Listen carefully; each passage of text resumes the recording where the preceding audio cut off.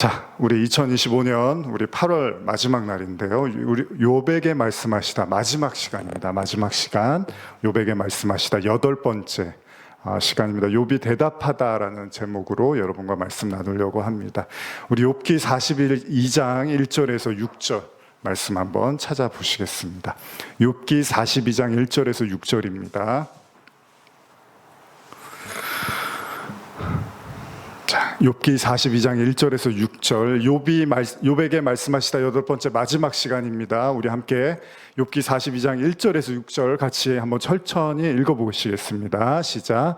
욥이 여호와께 대답하여 이르시되 주께서는 못하실 일이 없사오며 무슨 계획이든지 못 이루실 것이 없는 줄 아오니 무지한 말로 이치를 가리는 자가 누구이니까. 나는 깨닫지도 못한 일을 말하였고 스스로 알 수도 없고 헤아리기도 어려운 일을 말하였나이다. 내가 말하겠사오니 주는 들으시고 내가 주께 묻겠사오니 주여 내게 알게 하옵소서. 내가 주께 대하여 귀로 듣기만 하였사오나 이제는 눈으로 주를 배움나이다. 그러므로 내가 스스로 거두어 드리고 티끌과 제 가운데서 회개하나이다. 아멘. 예. 드디어 이제 욥기의 마지막 말씀에 여러분과 함께 당도했습니다. 우리 지난 8주, 오늘까지 해서 8주에 걸쳐서 욥기 38장에서 42장까지의 말씀을 우리 함께 나누었는데요. 욥이 하나님께서 어떻게 보면 허락하신 고난 중에서 부르짖는 욥의 모습을 우리가 보았고요. 그런 욥에게 나타나신 하나님의 말씀도 한번 나누어 보았습니다. 그리고 이제 마지막 오늘 그 장면을 우리가 보게 되는데, 지난 시간에 아까 우리 집사님이 기도해 주신 것처럼 베헤목과 리워야단이라는 육지 괴물과 바다 괴물을 말씀하시는 하나님의 말씀도 보았습니다. 아까 기도해 주신 것처럼 하나님은 그 모든 괴물 같은 존재들도 하나님이 다스리고 하나님이 움직이신다는 겁니다. 욥은요, 사실 하나님이 임재하시고 아무 말도 못했습니다. 할 말이 없었습니다. 대답을 할 수 없었습니다. 그래서 거의 침묵하고 제대로 된 말을 하지를 못했습니다. 자기가 생각하는 하나님과 실제 하나님이 너무 큰 차이가 있었고요. 그 말씀의 위엄과 권위에 욥은 그냥 입을 다물고 있었습니다. 말을 못했어요. 그리고 나서 이제 욥기 마지막 장인 여러분들이 읽으신 42장에 와서야 욥이 이제 말씀을 듣다가 이야기를 합니다. 입을 떼기 시작합니다. 그 이야기를 여러분과 함께 읽었는데 제가 현대어 성경으로 한 번 더 읽어드리겠습니다. 한번 잘 들어보세요. 그러자 욥이 여호와께 이렇게 아뢰었다. 주께서는 못하시는 일이 없는 줄을 나는 잘 압니다. 주께서 원하시는 일이라면 모든 일을 다 이루신다는 것을 나는 잘 알고 있습니다. 주께서는 말씀하셨지요. 알지도 못하면서 내 계획을 가리는 자 누구냐고 말입니다. 어찌 함부로 말할 수 있느냐고 말입니다. 그렇습니다. 이것이 깨닫지도 못하고 함부로 입을 놀려댔습니다. 주께서 나를 위하여 하시는 그 놀라운 일을 미처 깨닫지도 못하면서 함부로 말을 해댔습니다. 주께서 말씀하시는 동안 듣고만 있으리라고 주께서는 말씀하셨습니다. 주께서 질문하실 때 대답해 보라고 말입니다.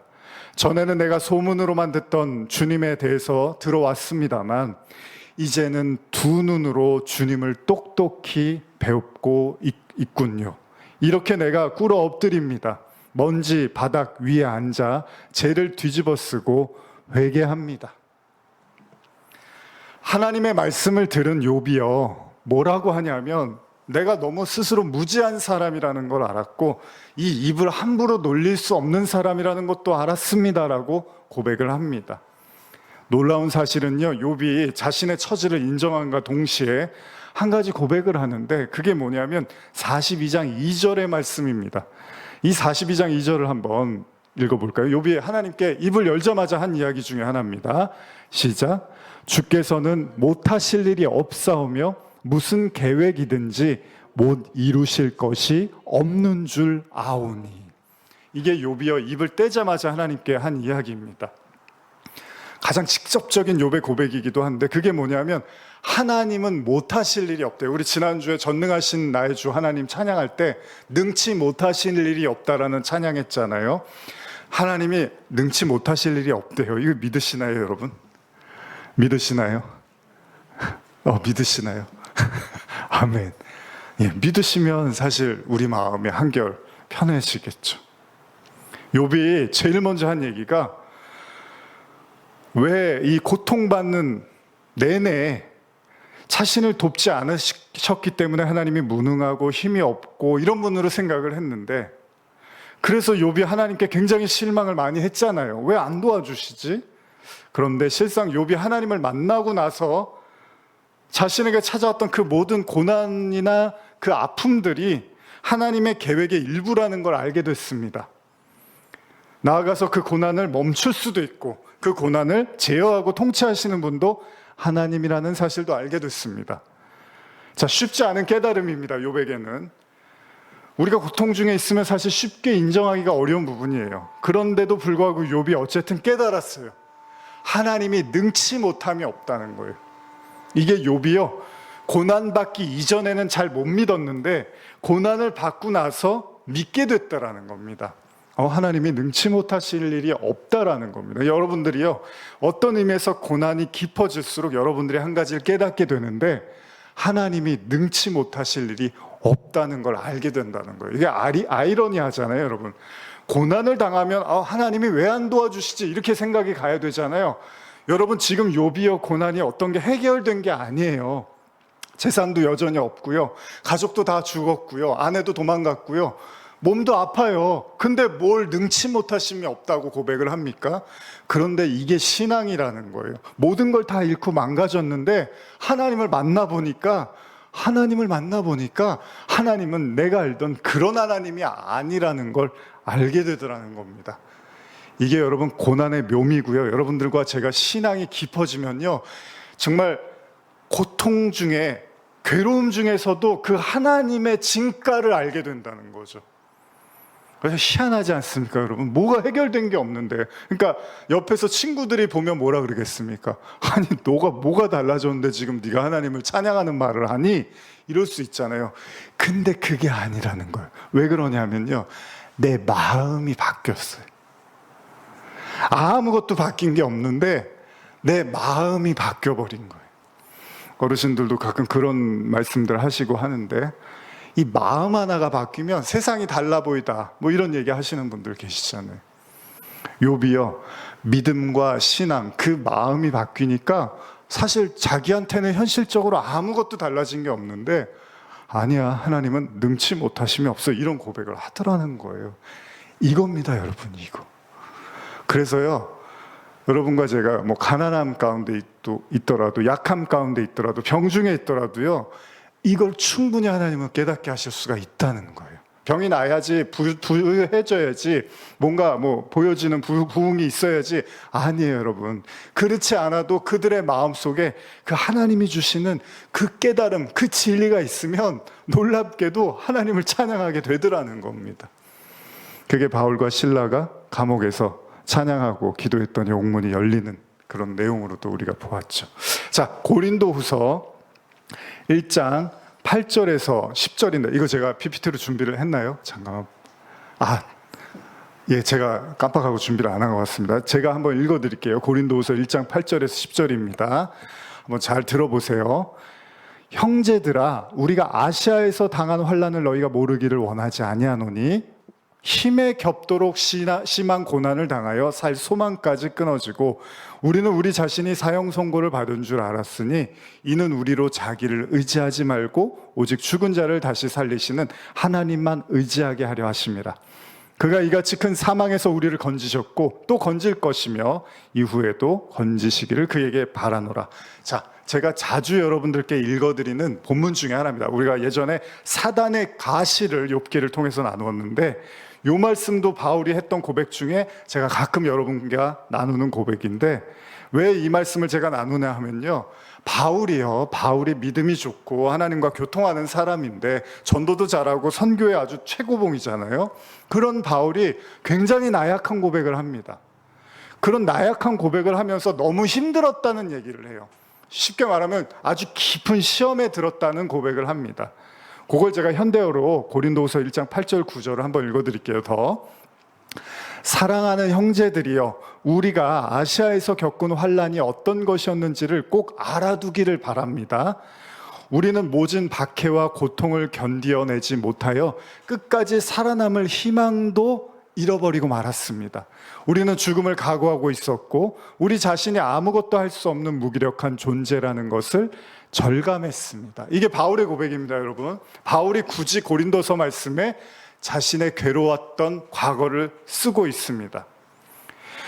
이 환난이 너무 크다 보니까 내가 아무것도 할 수 없다라는 걸 바울이 뼈저리게 느꼈대요.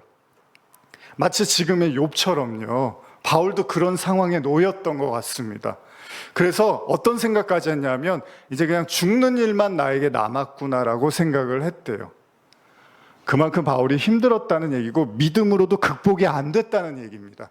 자기가 믿음이 좋고 신앙이 좋은데도 이게 극복이 안 되고 있었다는 거예요. 그런데 그렇게 힘들어하면서 죽음을 이제 눈앞에 뒀다고 생각했던 그때 바울이 깨닫게 됩니다. 뭘 깨닫냐면 고린도후서 1장 9절을 제가 현대어로 읽어드릴게요. 그러나 그것이 오히려 잘된 일이었습니다. 우리는 그렇게 되자 우리를 구원하실 분도 죽은 사람을 살리실 분도 하나님임을 깨달아 모든 것을 하나님의 손에 맡길 수 있었기 때문입니다. 지금 욥이 하는 비슷한 이야기를 바울이 하는데 여러분, 이 고백도요, 바울이 그 모든 어려움을 다 해결받고서 고백했을 수도 있겠지만 그렇지 않을 수도 있다는 겁니다.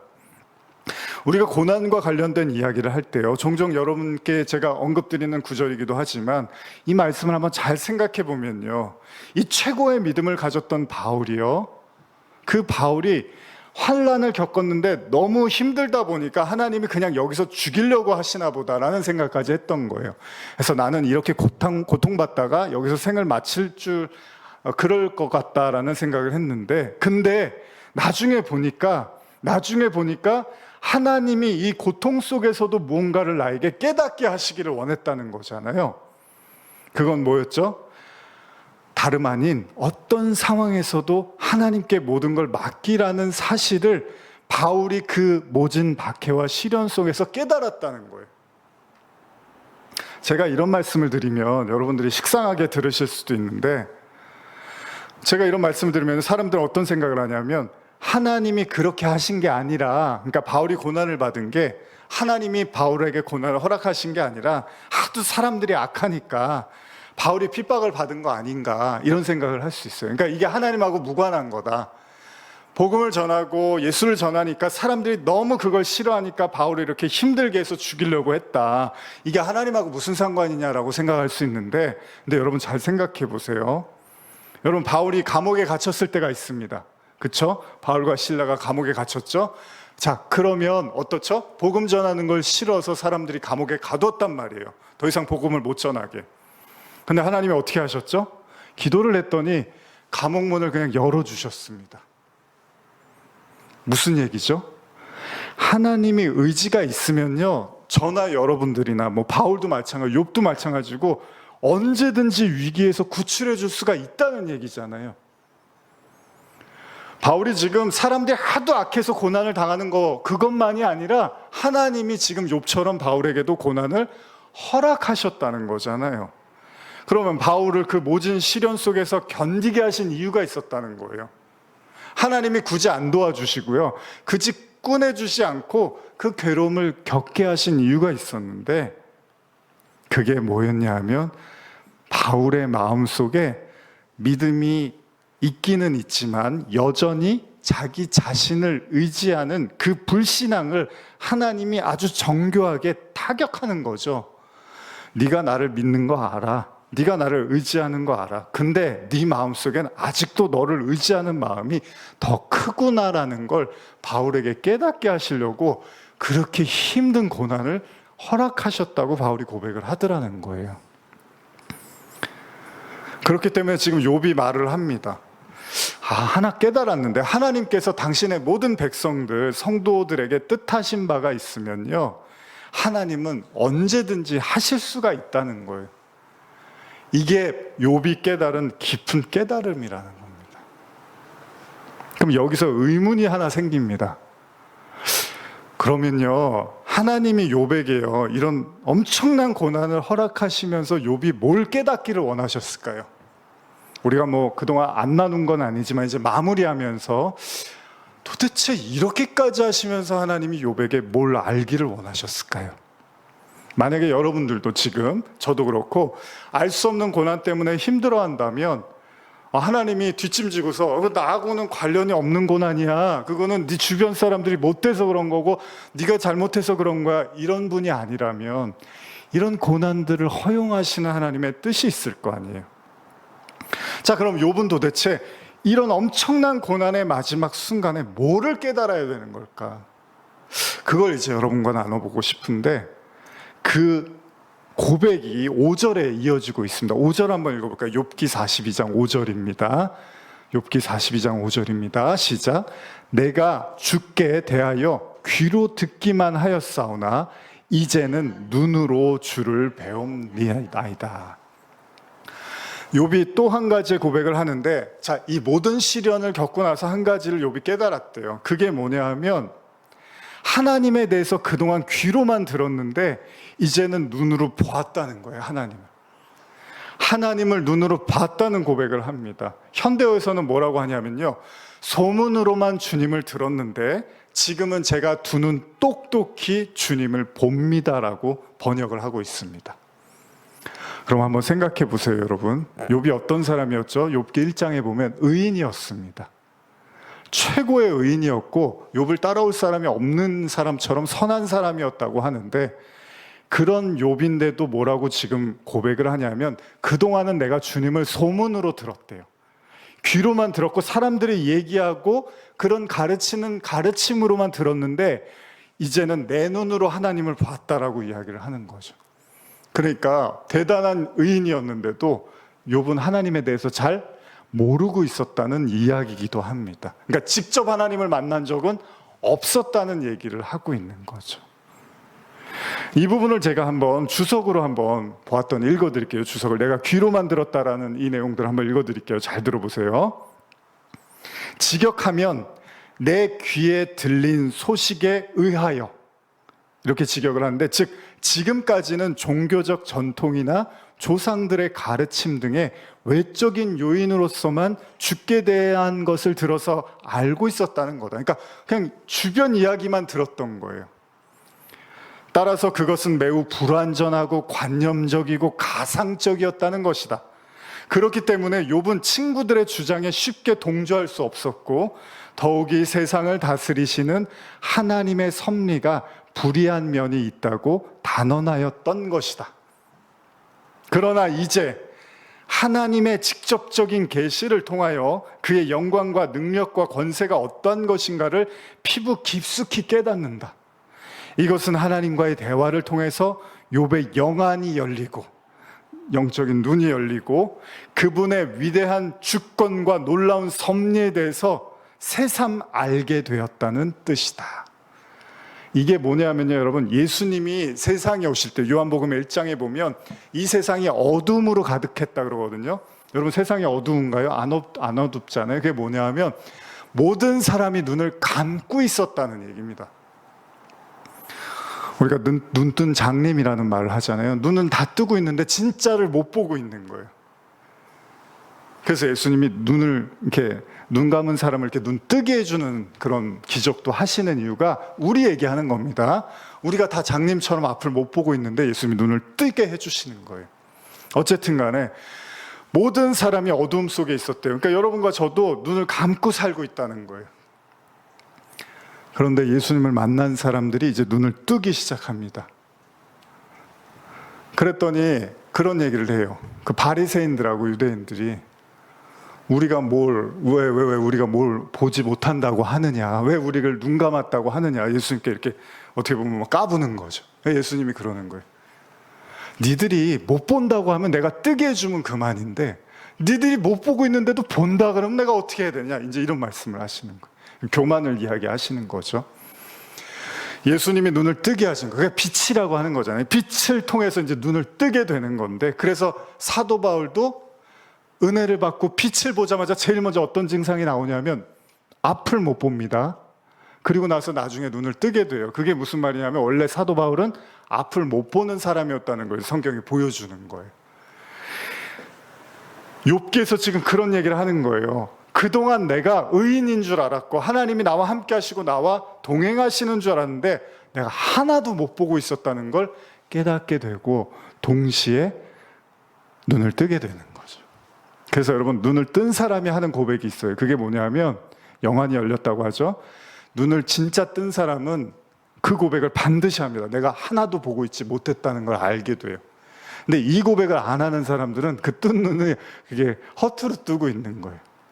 진짜 영적인 눈을 뜨면 내가 하나도 보고 있지 못했다는 걸 인정하게 됩니다. 실제로 욥기 19장 25절에서 27절을 보면요, 욥이 한참 고통을 받을 때 친구들과의 대화 속에서 이런 말을 합니다. 요건 PPT로 있는데 한번 읽어볼까요? 19장 25절에서 27절인데 같이 한번 읽어보겠습니다. 시작. 내가 알기에는 나의 대속자가 살아계시니 마침내 그가 땅 위에 서실 것이라. 내 가죽이 벗김을 당한 뒤에도 내가 육체 밖에서 하나님을 보리라. 내가 그를 보리니 내 눈으로 그를 보기를 낯선 사람처럼 하지 않을 것이라. 내 마음이 초조하구나. 무슨 말씀인지 잘 이해가 안 가실 수 있습니다. 현대어로 한번 읽어드릴게요. 그리하여도 나는 분명히 알고 있다네. 내 편 되셔서 나를 구해주실 하나님이 살아계신다는 사실을, 결국 나를 감싸고 옹호하실 그분이 우뚝 땅에 서 계셔 나를 붙들어 주신다는 사실을 말일세. 이 병이 내가 살가죽 다 뜯어먹은 뒤에라도 이 몸뚱아리로 나 하나님을 뵙고야 말리라. 나 분명히 그분을 뵙고야 말리라. 이 두 눈으로 똑똑히 그분을 뵙고야 말리라. 그분을 뵙고자 내 마음이 그리워 어찌할 줄 모르겠구나. 이게 현대어 성경으로 지금 번역한 내용입니다. 욥이 한창 고통을 받을 때 간절한 마음이 한 가지 생깁니다. 그 간절함의 고백인데 그게 뭐냐면 하나님이 너무 보고 싶다는 거예요. 제발 한 번이어도 좋으니까 하나님을 볼 수만 있으면 하나님이 그렇게 해주시기를 원하는 거죠. 자신이 지금은 알 수 없는 고난 속에 있지만 분명히 언젠가 하나님이 나타나실 거고 자기를 이 모든 환난에서 건져내어 주실 거고 자신을 감싸 주실 거, 그런 하나님을 기대하고 소망하고 바라더라는 거예요, 욥이. 나아가 욥은요, 설령 자신이 겪는 병으로 인해서 이런 말까지 해요. 내 소흡이 끊어지더라도, 그러니까 내가 죽게 되더라도 육체 밖에서라도 하나님을 보고 싶다는 거예요. 이게 욥의 가장 간절한 소원이었습니다. 이 고난을 당하면서요, 여러분, 내 재산 잃어버린 거 빨리 회복시켜 주세요. 내 가족들 죽었는데 다시 살려주세요. 내 몸이 아픈데 다시 건강해 주세요. 이게 아니라요, 욥이 이 고통의 한복판에서 정말로 절실한 마음 하나가 생겼는데 하나님을 좀 제발 봤으면 좋겠다. 여러분, 그런 기도 해보신 적 있죠? 제가 중학교 때부터 이 기도 제목이 저한테는 너무 중요했습니다. 나 하나님 한 번만, 예수님 한 번만 만나고 싶습니다. 이게 제가 중학교 때부터 계속 해온 기도였습니다. 대학 때도 기도 제목 내라 그러면 1번이 성령 충만입니다. 성령 충만. 그 성령이 하나님이시니까 하나님을 깊이 마음으로 만나보고 싶다는 거예요. 이거 외에는 저는 솔직히 다른 기도 제목이 없었습니다. 제 20대, 30대, 10대 후반의 기도 제목은 하나님을 깊이 만나는 거예요. 그렇다고 못 만났다는 게 아니라 하나님을 만나면 만날수록 더 만나고 싶어지는 겁니다.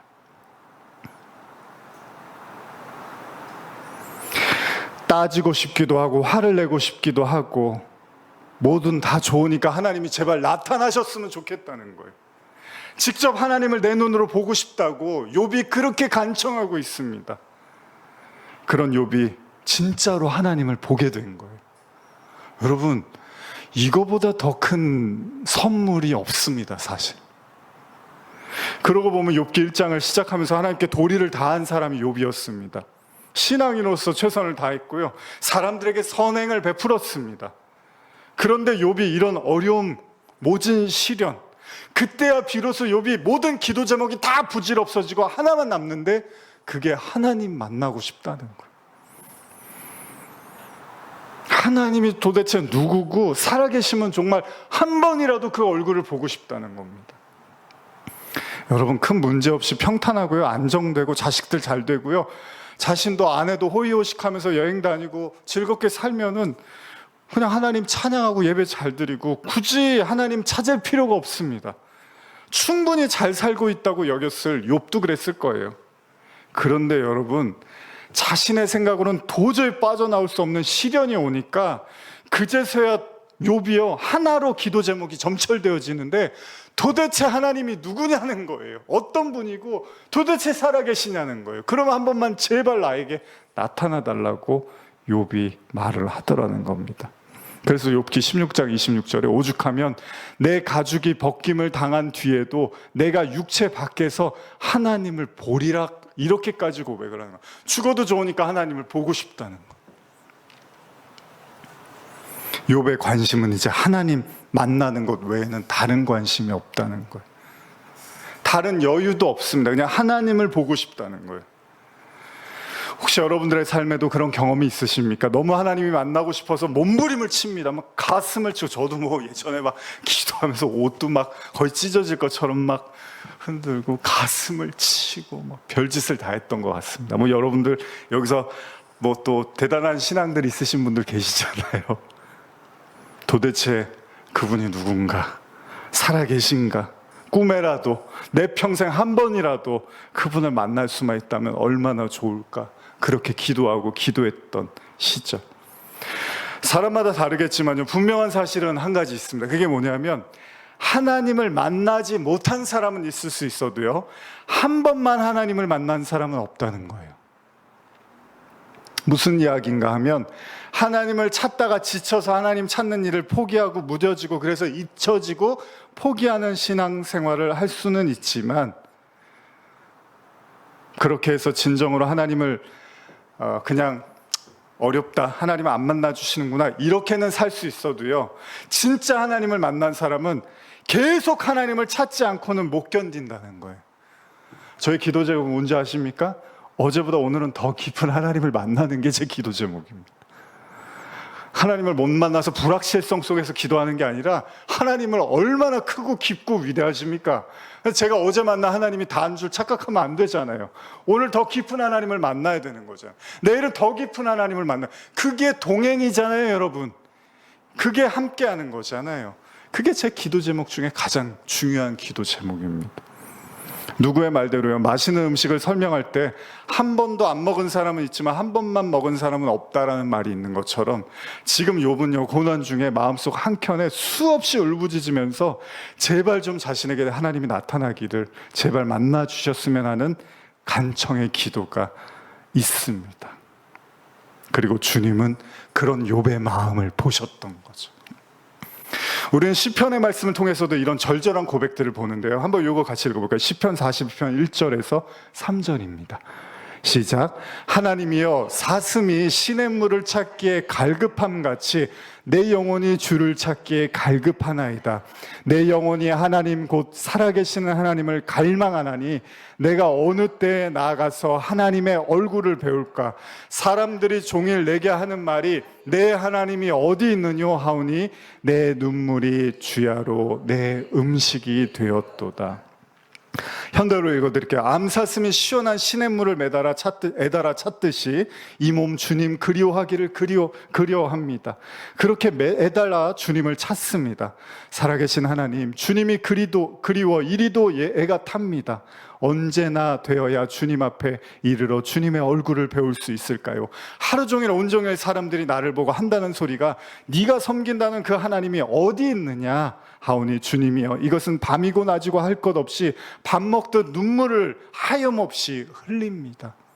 다윗의 간절한 시편의 기도입니다. 어쩌면 진정한 성도의 기도는 뭘까요, 여러분? 어쩌면 여러분과 제가 기도하는 가장 중요한 이유는 바로 하나님의 얼굴을 구하는 그 자체일 수도 있습니다.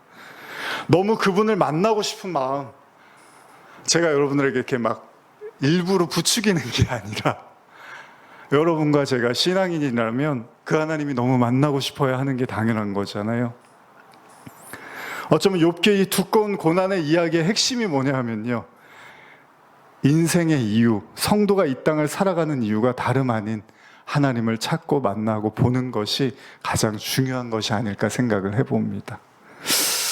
예전에 제가 그 대중가요 중에, 노래 중에 참 절절한 가사가 이렇게 마음에 와닿아서 그 가사를 참 들으면서 참 잘 지었다라는 생각을 했는데, 가사의 내용이 그렇습니다. 누군가를 그리워하면 결국 만난다는 그런 내용이었는데요. 아마 예전에 한번 읽어드렸던 것 같은데, 부활이라는 그 그룹의 네버엔딩 스토리라는 노래가 있습니다. 그 가사를 제가 잠깐 읽어드릴게요. 참 가사가 너무 이렇게 잘 지은 거, 이렇게 절절하게 지은 것 같아요. 손 닿을 수 없는 적이 어딘가, 오늘도 난 숨 쉬고 있지만 너와 머물던 작은 의자 위에 같은 모습의 바람이 지나네. 너는 떠나며 마치 날 떠나가듯이 멀리 손을 흔들며 언젠가 추억에 남겨져 갈 거라고. 그리워하면 언젠가 만나게 되는 어느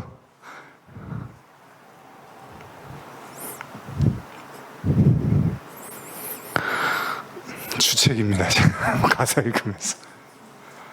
그리워하면 언젠가 만나게 되는 어느 영화와 같은 일들이 이루어져 가기를.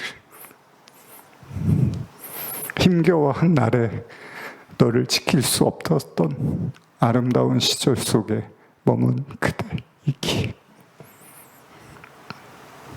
제가 이렇게 눈물이 나는 이유 중에 하나는, 우리 성도님들 중에도 정말 간절히 하나님을 기도하는 분들이 계십니다. 제가 알고 있습니다. 그리고 온라인으로 또 예배 드리시는 분들, 말씀 듣는 분들도 마찬가지로 너무 간절한 마음들이 있으신 걸 알기 때문에 이 가사가 또 더 마음에 와닿습니다.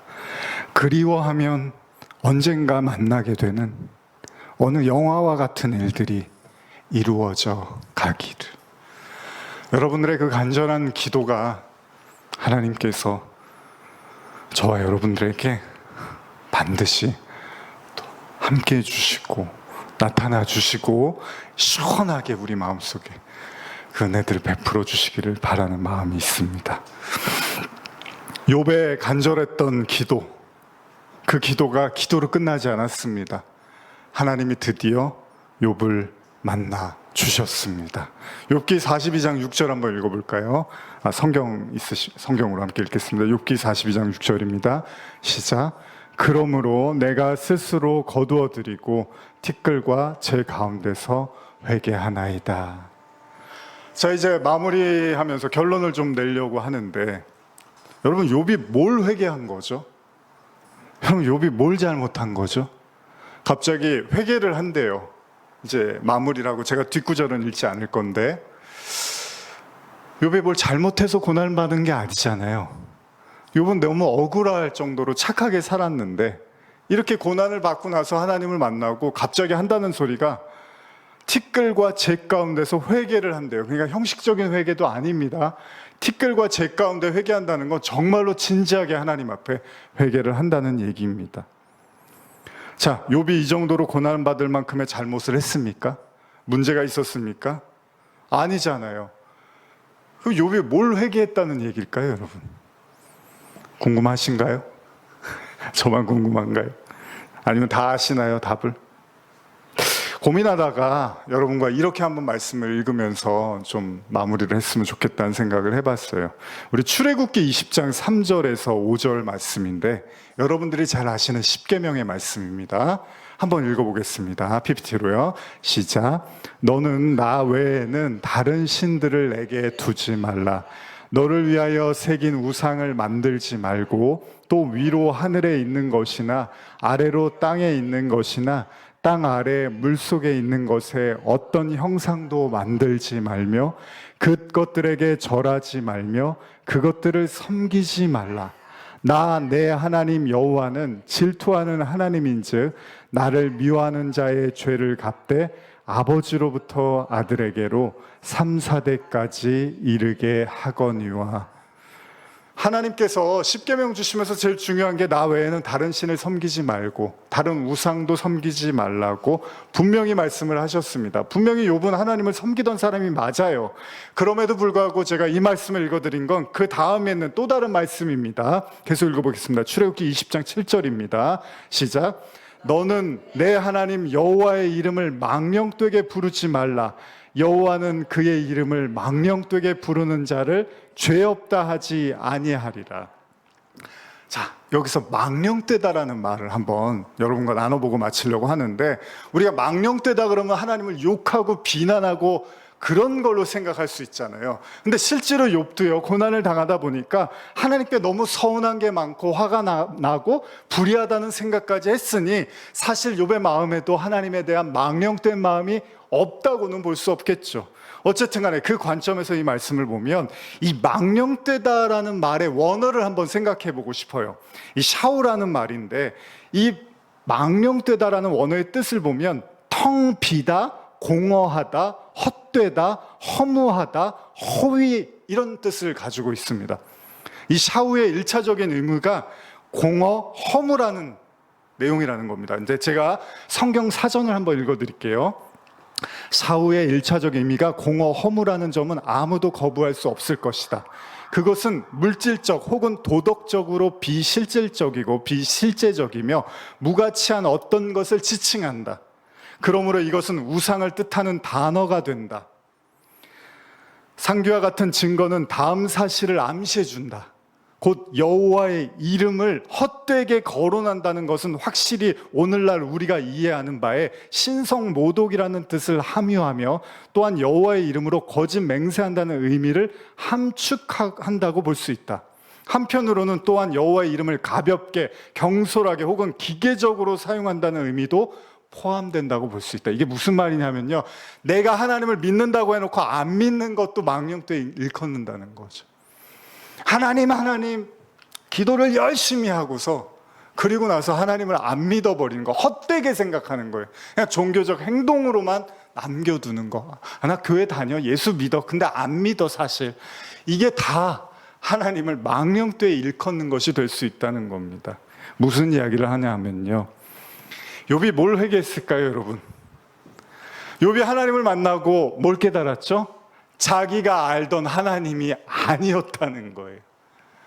그 하나님은 자기 생각이, 자기 생활이 세상이 주는 지식과 지혜가 만들어낸 가상의 하나님을 만들어 놓고 그걸 하나님을 믿는다고 생각을 했는데, 진짜 하나님을 보니까 뭐죠?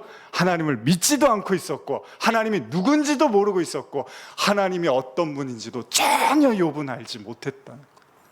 근데 진짜 하나님을 만나니까 욥이 입이 쫙 벌어지면서, 야, 귀로만 듣던 하나님 눈으로 보았습니다.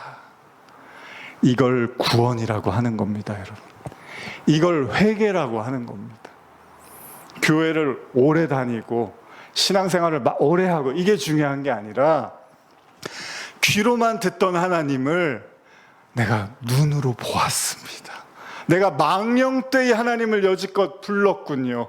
하나님을 내가 공허하고 텅 빈 존재로 있어도 그만 없어도 그만 믿어도 그만 안 믿어도 그만 도와주시면 땡큐고 아니면 그만이고 하나님을 내가 그렇게 알고 있었군요. 근데 그게 아니라 진짜 하나님을 만나니까 아까 우리 집사님의 기도처럼 하나님이 능치 못하실 일이 없고 모든 사단까지도 하나님이 통제하고 다스리시는 전능한 하나님이라는 걸 알았습니다라고 고백하는, 그걸 눈으로 봤다고 하는 거고요. 여러분, 그걸 회개라고 하는 겁니다. 그러니까 회개는 뭐라고요? 뭐 잘못한 거 몇 가지 놓고 기도하는 게 회개가 아니고요. 제가 요 이야기하고 마칠게요. 여러분들이 그동안 알아왔던 하나님이 그게 아니었구나라는 걸 아는 걸 회개라고 하는 겁니다. 그럴 때 진짜 여러분들을 거듭났다고 하는 겁니다. 거듭났다. 진짜 위로 난 거예요. 위에 하나님을 만났으니까. 그동안은 아래의 그 말들에 의한 하나님을 알고 있었는데 이제 위에 하나님을 봐버린 거예요. 그걸 거듭났다고 하는 겁니다. 그걸 새 피조물이 됐다고 하는 겁니다. 욥이 이 모진 고난의 끝에서 드디어 영생과 구원과 그 영원한 하나님을 만나게 된 거죠. 여러분, 이거보다 더 소중한 건 없습니다. 여러분들에게 시간이 많은 분들도 있고 또 인생이 좀 덜 남으신 분들도 있지만 제일 중요한 건 이 하나님을 만나시면 됩니다. 그럼 여러분들 할 일 다 하신 거예요. 여러분들 인생의 숙제는 다 하신 거예요. 그 하나님을 만났습니다. 그러면 자유와 기쁨으로 감사로 누리면서 사십시오. 그 하나님이 여러분들의 편이십니다. 기도하시겠습니다. 하나님 아버지, 욥이 너무 힘들었는데 이제서야 욥이 숨을 쉬게 됐습니다. 바로 이 고난의 이유와 아픔의 이유, 상처의 이유, 이 모든 것이 해결이 됐습니다. 바로 하나님을 만났습니다. 오늘 간절히 이 설교를 들으며 정말로 애통하는 마음으로, 목마른 마음으로 주님을 찾는 영혼들이 있을 것입니다.